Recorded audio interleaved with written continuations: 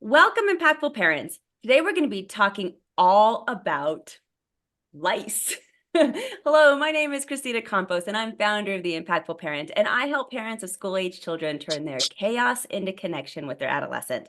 I am a mom of four, a teacher that has taught every grade from preschool through high school, and today I help moms and dads like yourself to navigate that exhausting, confusing, frustrating, and rewarding world of parenting. So welcome to The Impactful Parent. Now, today's episode is all about lice, and I'm excited to have a very special guest speaker. Her name is Irene Steinberg, and she's also known as the Lice Queen, but Irene is the founder and CEO of Center of Lice Control, which is a company on a mission to eradicate head lice in the United States through educating the public about prevention and detection, control, and treatment of lice. Now, she has already educated thousands of parents, and today I'm excited to have her on the Impactful Parent stage to educate us so that we can put some of these fears aside and actually deal with this issue if it comes into your home in a productive way. So I'm excited to have Irene here. Thank you for being here.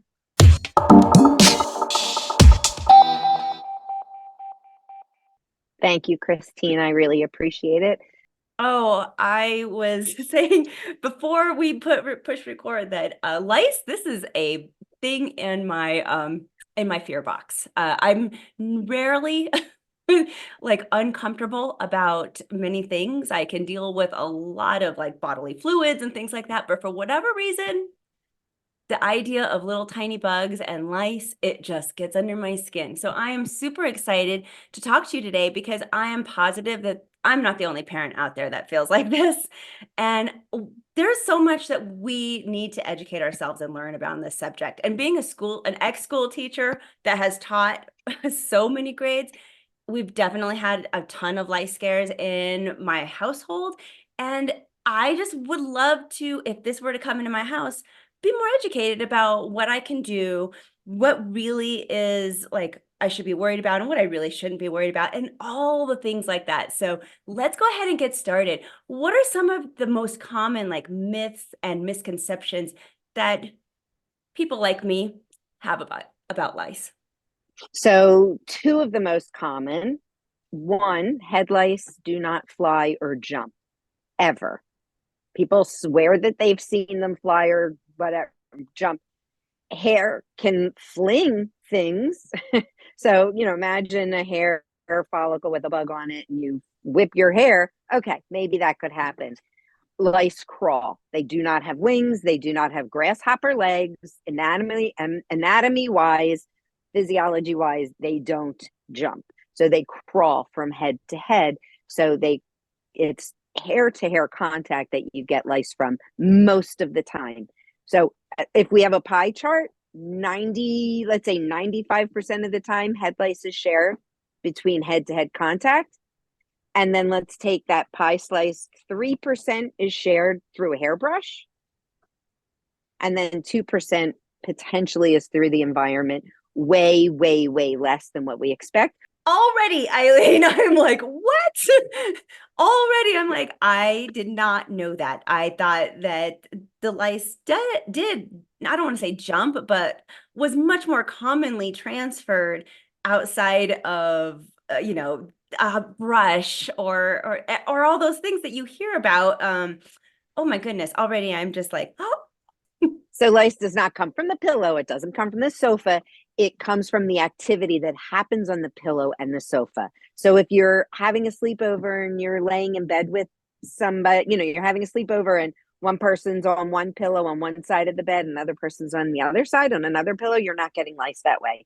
They're not going to crawl across the bed to one pillow to the other. If, like I used to lay in bed, I also have four children, and I used to lay in bed with them and read a book.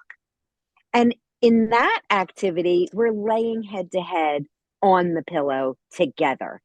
And with that activity, the pillow makes one crevice and both heads are touching in that one pillow.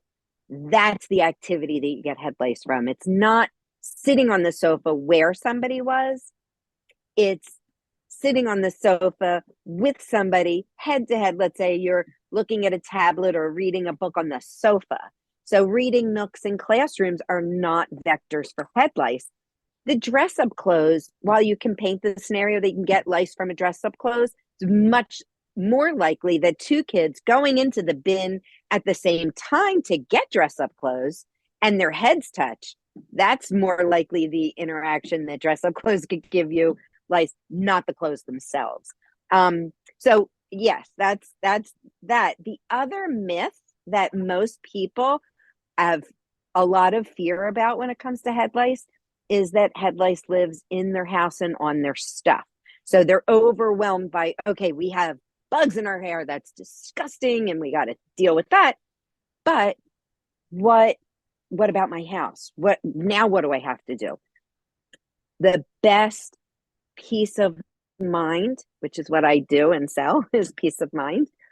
The best thing I can tell you is head lice is not living in your house or on your stuff. They don't lay their eggs, which are nits. They don't lay their nits on anything in the environment. They only lay it on their human host in the perfect spot to incubate and hatch. So your house is off the hook. And so are you when it comes to the house cleaning.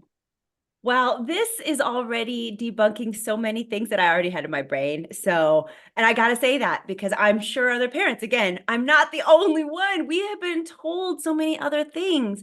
So that brings me to, as an ex-school teacher, when we got lice outbreaks, we had to like take the furniture and put it in bags. And, they were trying to like alleviate the spread, of course. And from what I'm hearing you say is that that might have just been kind of worthless for us to do. So what do we do in order to control lice, an outbreak that would be in our home or at school for that matter too? So the best way to control lice outbreaks is not through a product, the prevention product. We treat people that use prevention products, whether it's a shampoo, conditioner, spray, detangling spray, or essential oils. None of that deters lice. It sells product. I That's hate to that. So interrupt you, but I just want to say, is there really not a prevention really then? Is that just kind of a waste of money? it is a waste of money. Okay, yeah, that's good for us to know as parents.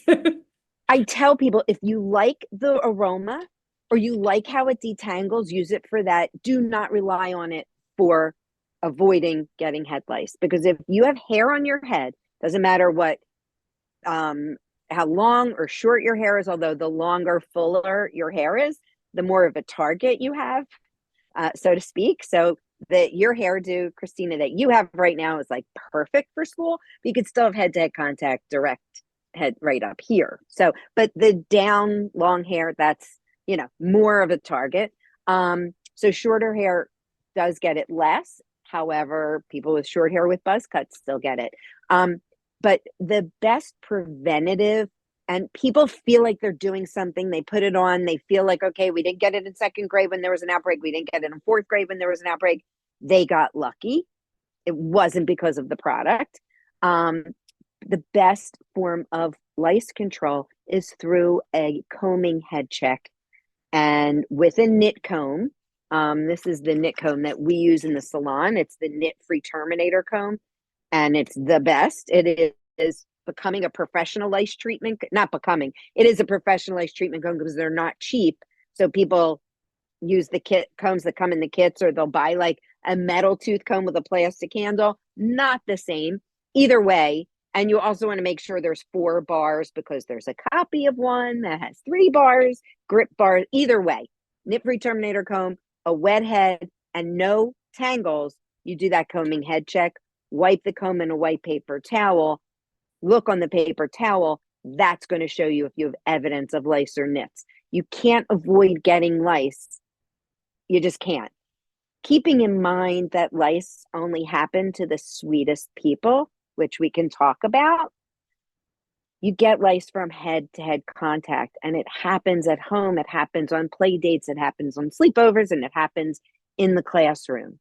So as far as school is concerned, and I hear this often, and it varies from school district to school district, from state to state. Does your school do head checks? Does your school notify parents that somebody in your classroom or in the grade has lice?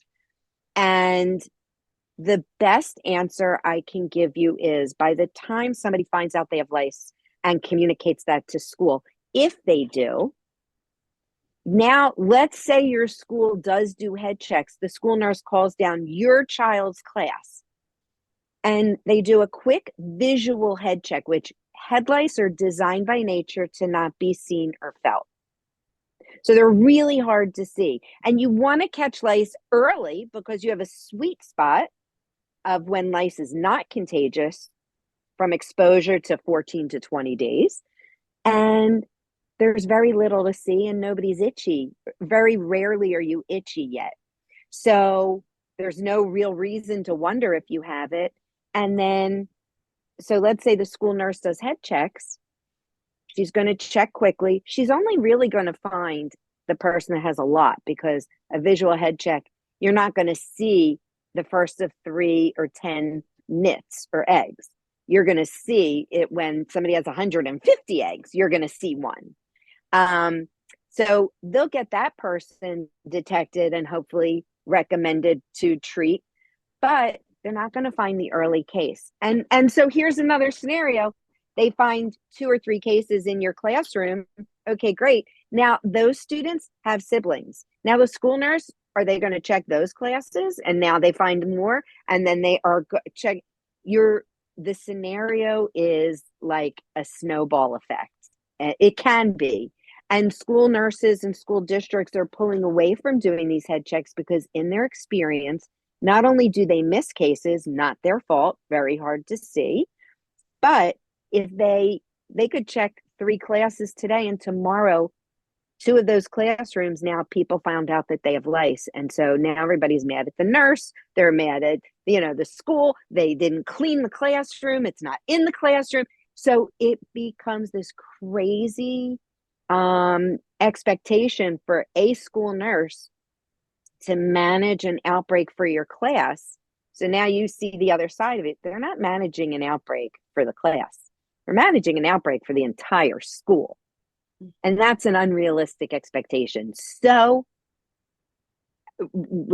before we're waiting for somebody to communicate, before we're waiting for school to do a head check or to notify anybody, my goal is to empower parents to do the head checks at home so that they find lice at a really early stage. And now lice is not out of control, it's under control. Because if you find lice early enough, you're finding it before that person has enough to share. And that's lice control. That dreaded email. The dreaded email that says, we have found lice in your child's classroom. There are many schools that do still administer this email to the community. And at what point, what do we do then as parents? And what are going to be our first steps? In addition, how do we talk about this with our kids?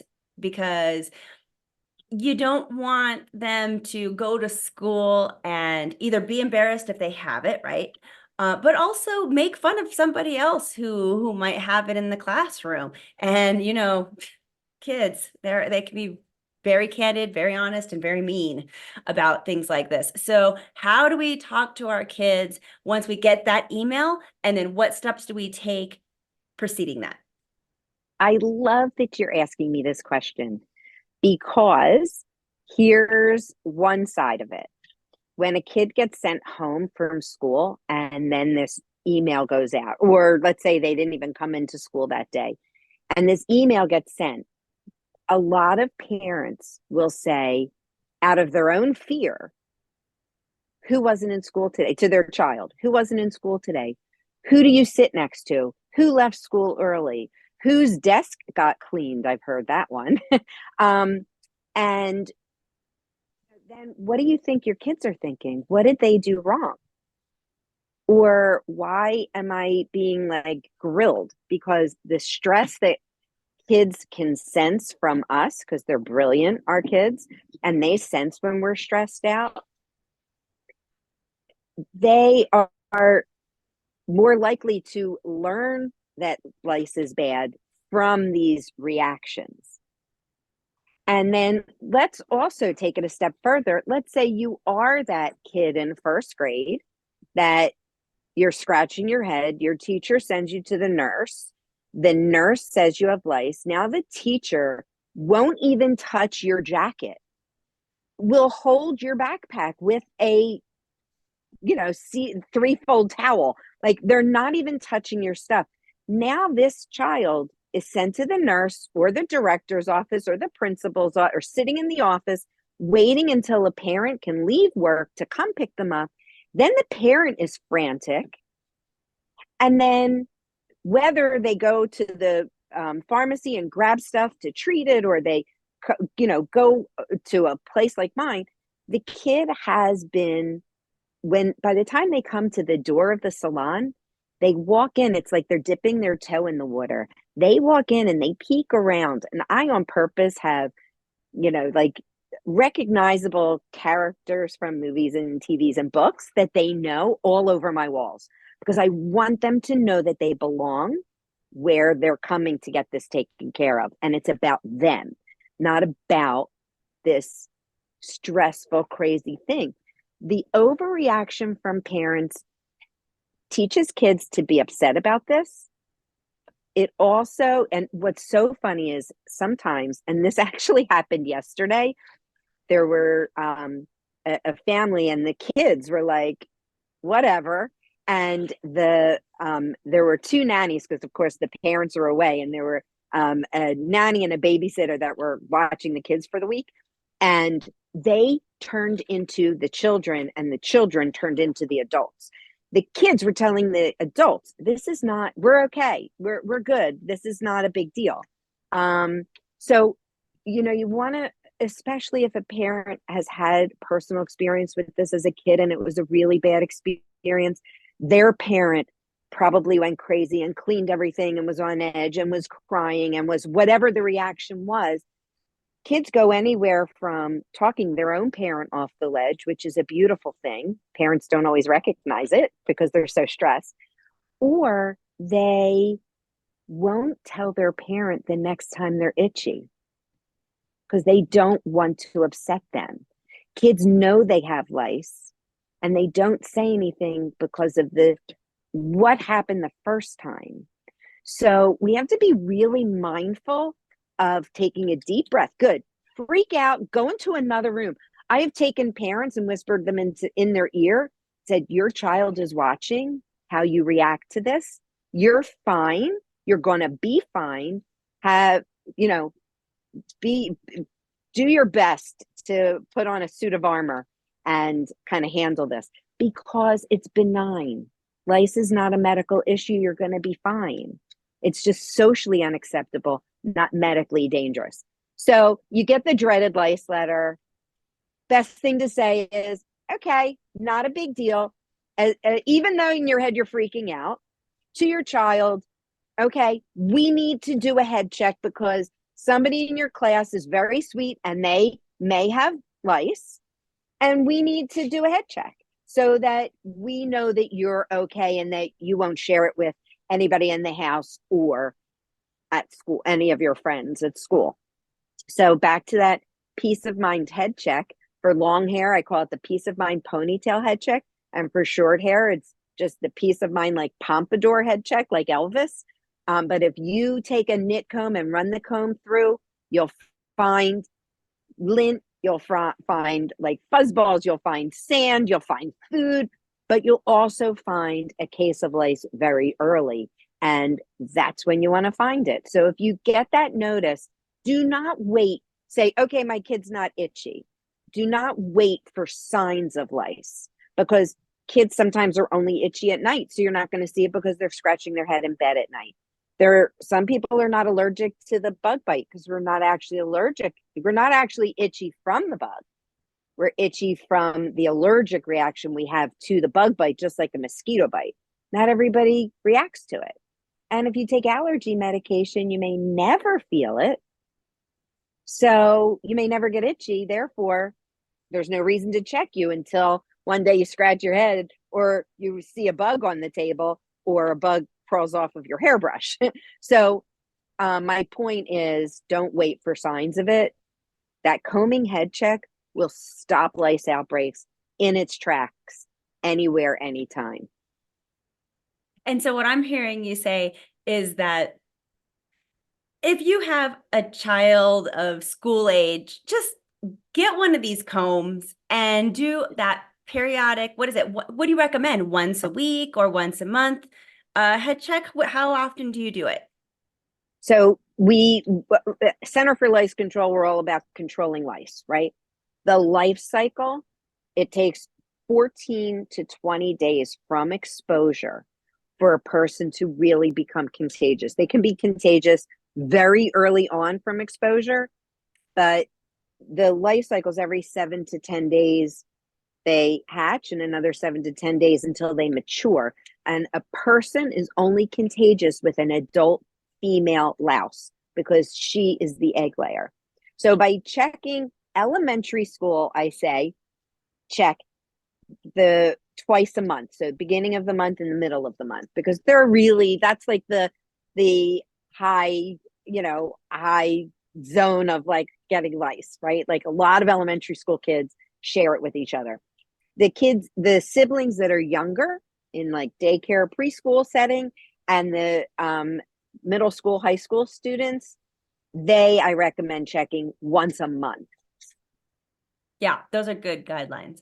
And then let's say we get lice. I know that this is exactly what you do. You help people who have it. So now what? How do we get a hold of you? And, what if we don't live where you're at? Like, how do we get help from you if we're not in the same city? So what can we do once we get that outbreak? So unfortunately, the over-the-counter products that have permethrin in them are way less effective. They used to work and they were great. When I was a kid, that's what people used, and before that. But the method, it's a neurotoxin and it attacks the nervous system. The method of attacking the nervous system is no longer effective at killing lice, because lice every 7 to 10 days is a new generation. You add 60 years to that. They evolved to produce a gene that protects their nervous system from this type of treatment. So the over-the-counter products with permethrin in them are no longer effective. There are other options. I focus on suffocating the bugs because that is the best. I've tried everything. I've been doing this for many years, 17 years. So I'm a nitpicker. That's actually where the word comes from, nitpicking. So I'm a professional nitpicker. And in my experience, especially in the beginning, cases of lice were hard to get rid of. However, when somebody already treated and then they reoccurred, they think that they got lice again. Very common that in whether it's the next day or 2 or 3 weeks after treating with over-the-counter products, they have another infestation. It's really a reoccurrence. So they tend to then think it's school or somebody else that gave it back to them. They didn't get rid of it most often. Now, and back then, I saw not so much live activity after somebody treated, but I would find nits, and the nits are the eggs and they represent the next generation. However, more recently, the last 5 years, and this school year more than ever, I'm seeing full-blown contagious cases with live adult female bugs, which still makes a person contagious. So unfortunately, the over-the-counter products and the prescriptions that are neurotoxin based are way less effective. So if you are going that route, you want to make sure that you are doing combing. You can't use the product, you use it today and then in 10 days. you can't use it more often, and don't overuse it because it is a neurotoxin. So we don't want to overuse it. Even though people say it's safe, if you overuse it, it's no longer safe. And you don't want to use it prolonged, but keep doing head checks with the nit comb, and you really do want to spend time nitpicking. If people, so I actually sell a kit, and I have the nit-free Terminator comb in the kit, and the lice attack solution, which is this stuff. This eliminates live lice on contact because it suffocates them. There's regular oils thin out at our body temperature, but this has a blend of oils that does not. So it suffocates the bugs within seconds, making a person no longer contagious because it eliminates the adult female. The life cycle is what it is. We recommend treating 3 times over the course of 10 to 12 days, and that ends the life cycle. So right away, and dimethicone is my method of madness. That's what I discovered many years ago to be very effective, and it's really safe to use, and people are not really allergic to it. So, you know, we have to be careful because we're working with kids of all ages and moms that are expecting, and infants get lice. So we want to make sure that everybody can use it and be safe. With that said, second you find evidence on one person in the house, don't worry about the house. You don't have to clean the house, but don't rely on somebody else being itchy, because they may not be itchy for 4 to 6 weeks from exposure. And if you're treating somebody today, you don't want a month from now to then have to treat everybody else again and have another one of your children with a full-blown case and everybody else has a little, and that one you thought didn't have it. So the day, if you find it on somebody, you want to make sure that you're using a good, safe product. Make sure you have a good nit comb, and make sure you follow the directions, and don't think in 5 or 6 days, which is our recommended follow-up schedule, don't think nobody's itching, I don't see anything, let's forget the treatment. Don't do that, because you can set yourself up to fail. The nits are the next generation, and if the nits are not removed, then you have the chance of having a reoccurrence. So we want to make sure that we are addressing not only the contagious initial treatment, but then making sure the follow-up is done so that we don't have a reoccurrence. Now, you're the Lice Queen and you have the solution for us. So my recommendation is parents go out and get this particular solution because we know it works. We know it's safe, but it's coming directly from the Lice Queen herself. And so you should have one on hand. I would hate for you to have to wait for the product to come in after you order it, because waiting for the product to come in, that just, you want to act immediately as soon as you know that your child might have an outbreak so that you can start treating it right away. So how do we get a hold of this product? Where can we find it? So centerforlicecontrol.com is my website, which has great information. The FAQs page is a plethora of really good information. But I also have an Amazon store. So there's a link to that on my web store, so you can get it, assuming that you're in a particular area, you can have it by 5 o'clock that day. Or I also have Walmart.com, and we fulfill direct from our website, so you could order direct from us as well. Either way, the best thing is to have a kit on hand, because this has the nit comb and it has a detangling spray, and there's your head check right there. Hopefully you never find anything, but the lice attack solution has a 12-year shelf life.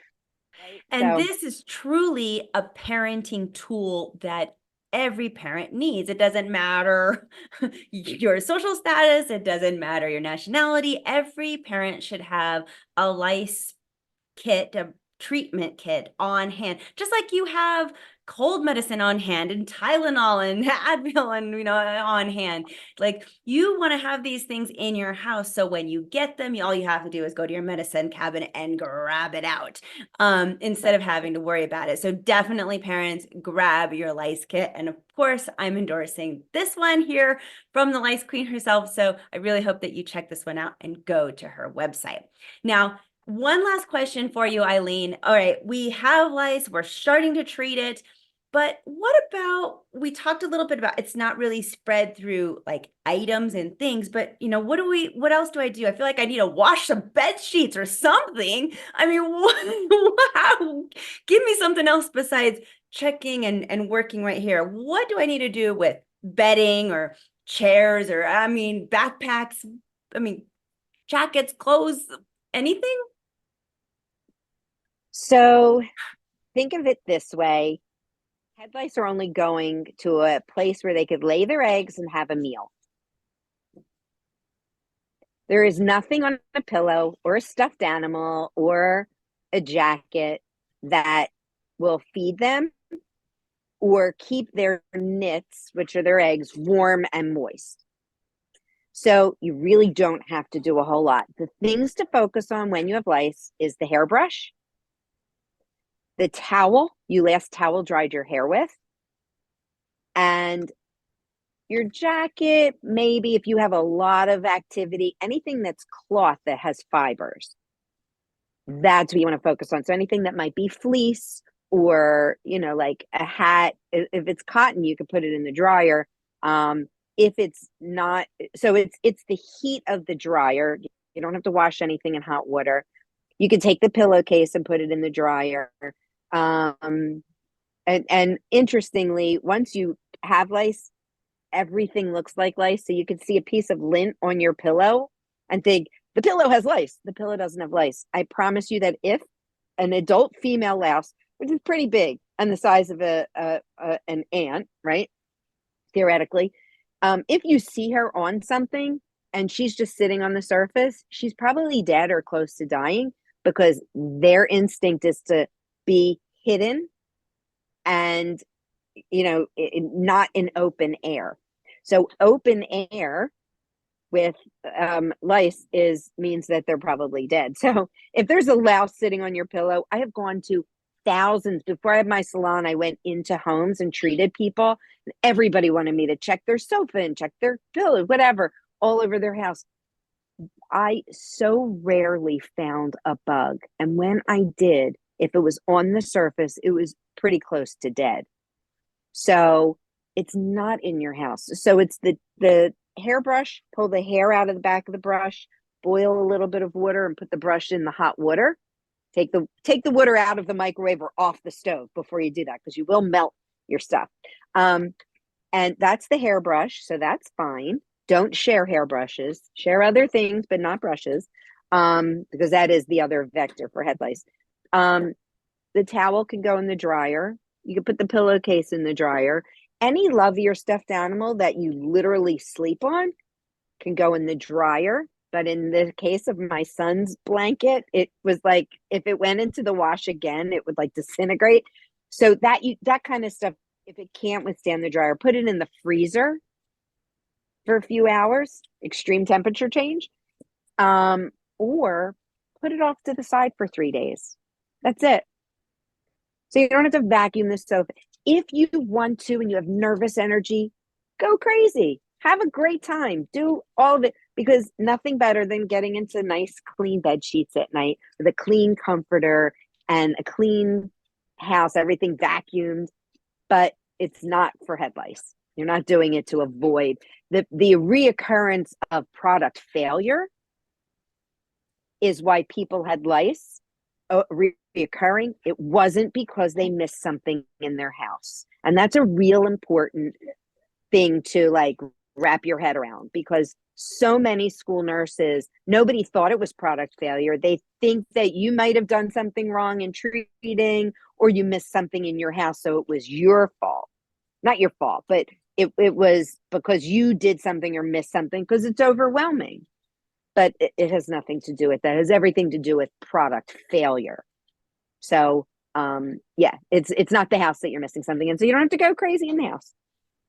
This has been so amazingly informative and reassuring too, because I will tell you that 15 minutes ago before this interview started, I mean, it really did make me nervous. And it's one of the reasons I wanted to have you on the Impactful Parent stage is as a parenting coach, as a teacher, and as a mom of four, it's always been that thing that's it grows me up, makes me like, get the heebie-jeebies. And just to hear you say that if I have an outbreak, it's not a big deal. Just the way we're talking about it, normalizing that it happens to so many people of all ethnicities and economic backgrounds. And it's not a big deal. We just have to be on top of it, try to be preventative with our comb as much as possible. And if we do get it, we'll suffocate it with this amazing product that you have and can just continue to do that until we have killed everything off and no one's going to see it. And we don't really need to be embarrassed about it. It's wonderful to take a sigh of relief and just get educated on this subject. So thank you so much. And before I let you go, one last time, if people are resonating with this video and they want to get any of that product, how do they get a hold of you and where can they get it again? So the centerforlicecontrol.com is my website. And this is the professional lice treatment kit, making you the professional with the videos that we have. And our library is growing every day.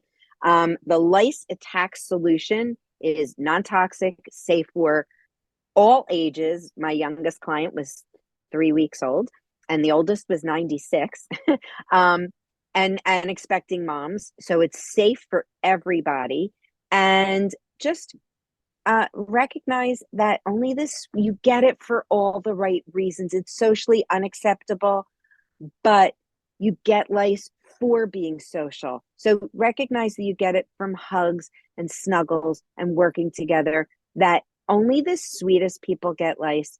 And it's a rite of passage anymore because there's just more and more of it because of product failure of the stuff we used to be using. And, communicate to people and have grace if you have it. But Center for Lice Control, Amazon, Walmart.com. It's actually under the name Kapow, Kapow, because my lice fighting superhero was my initial way of putting my products out there. And when you register with Amazon, you can't really change names because then you lose your history. So it's Kapow Professional Lice Treatment Kit and Kapow Lice Attack Solution by the Center for Lice Control. Thank you so much for being here. I really appreciate you, Eileen.